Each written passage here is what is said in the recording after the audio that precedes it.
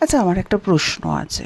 প্রশ্নটা হচ্ছে যে, মানে ধরুন যে আপনি একটা ভালো ব্র্যান্ডেড স্টোর থেকে কেক কিনে নিয়ে বেশ অনেক দূর ট্রাভেল করে কেকটা বাড়ি পর্যন্ত নিয়ে গেলেন, গিয়ে দেখলেন যে আপনি ড্যামেজ করে ফেলেছেন।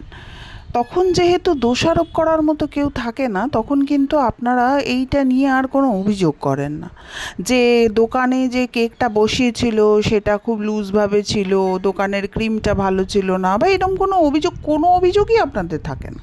কিন্তু এটা যদি আমাদের ক্ষেত্রে হয়, ডেলিভারি তো আমরা হোম ডেলিভারি করাচ্ছি, তারপর আবার হোম ডেলিভারি করতে গিয়ে যদি বাই চান্স কেকটা ড্যামেজ হয়ে যায়, তাহলে কেকের টেস্ট, কোয়ালিটি, সমস্ত কিছু তখন কিন্তু প্রশ্নের মুখে এসে দাঁড়ায়।